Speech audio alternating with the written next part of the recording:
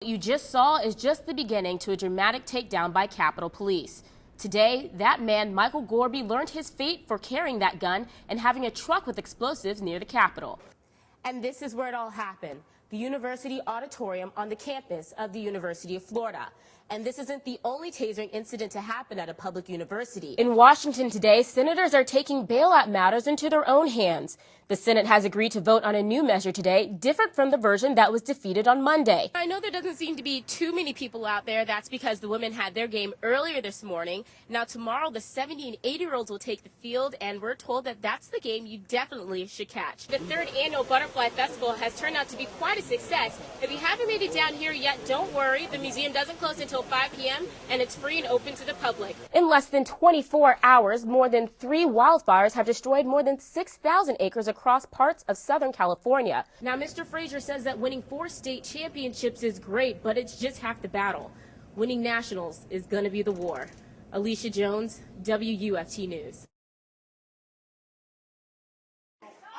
5 months after a UF student shouted the phrase, "Don't tase me, bro," the University of Florida Police Department has a new policy on when to give in to that demand.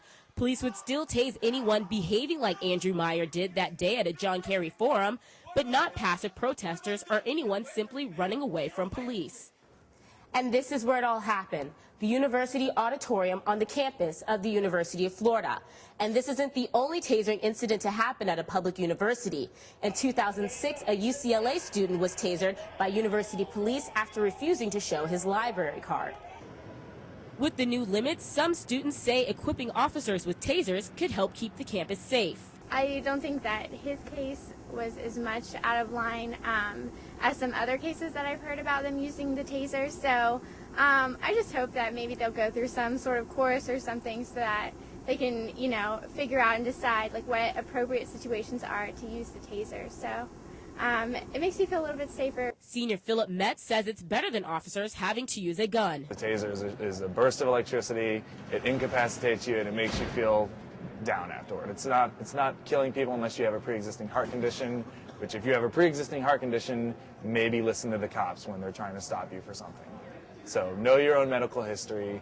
Don't freak out when a cop stops you, and I would much rather they had tasers. The university says that even if the new policy were in place last September, officers would have been justified in their handling of Andrew Meyer.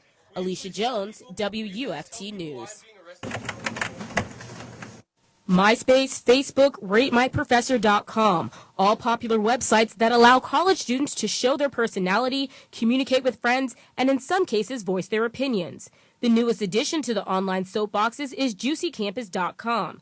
Since its launch in October 2007, Juicy Campus has served as a forum for students to anonymously post uncensored comments on campus boards. First-time user Kelly Donovan wasn't too impressed.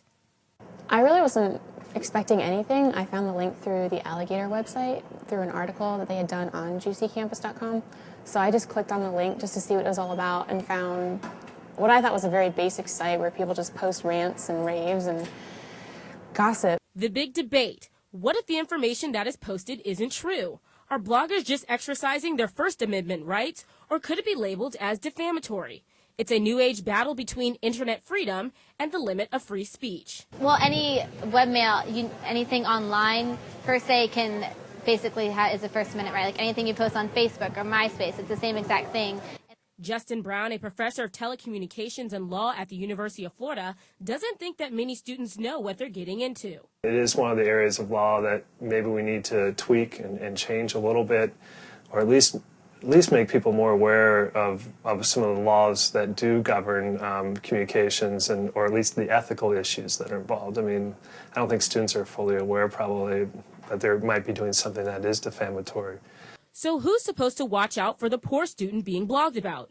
Who should be responsible for separating the truth from the lies? Theoretically, they should be. The person who posted a comment that defames or slanders someone else should be held responsible, but how are you going to catch them? And really, is it right to constrain speech like that? And the question still remains, are false or mean-spirited posts a First Amendment right or defamatory? Well, that's for the judge to decide. Alicia Jones, WUFT News.